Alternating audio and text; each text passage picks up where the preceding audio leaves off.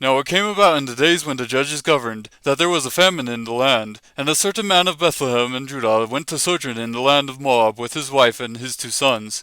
The name of the man was Elimelech, and the name of his wife Naomi, and the names of his 2 sons were Mahlon and Chilion, Ephrathites of Bethlehem in Judah. Now they entered the land of Moab and remained there.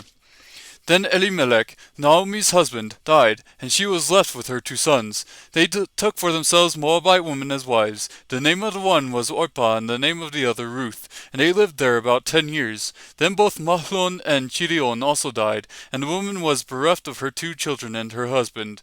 Then she arose with her daughters-in-law, that she might return from the land of Moab, for she had heard in the land of Moab that the Lord had visited his people in giving them food. So she departed from that place where she was, and her 2 daughters-in-law with her, and they went on the way to return to the land of Judah. And Naomi said to her 2 daughters-in-law, Go, return each of you to her mother's house. May the Lord deal kindly with you as you have dealt with the dead and with me. May the Lord grant you that you may find rest, each in the house of her husband. Then she kissed them, and they lifted up their voices and wept. And they said to her, No, but we will surely return with you to your people. But Naomi said, Return, my daughters, why should you go with me? Have I yet sons in my womb, that they may be your husbands? Return, my daughters, go, for I am too old to have a husband. If I said I have hope, if I should even have a husband tonight, and also bear sons, would you therefore wait until they were grown? Would you therefore refrain from marrying? No, my daughters, for it is harder for me than for you, for the hand of the Lord has gone forth against me.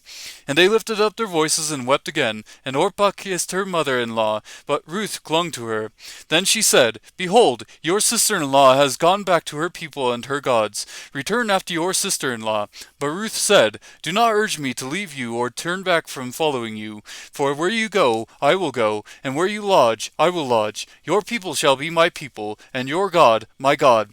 Where you die, I will die, and there I will be buried. Thus may the Lord do to me, and worse, if anything but death parts you and me. When she saw that she was determined to go with her, she said no more to her. So they both went until they came to Bethlehem. And when they had come to Bethlehem, all the city was stirred because of them. And the woman said, Is this Naomi? And she said to them, Do not call me Naomi, call me Mara, for the Almighty has dealt very bitterly with me. I went out full, but the Lord has brought me back empty. Why do you call me Naomi, since the Lord has witnessed against me, and the Almighty has afflicted me? So Naomi returned, and with her Ruth the Moabitess, her daughter-in-law, who returned from the land of Moab, and they came to Bethlehem at the beginning of barley harvest.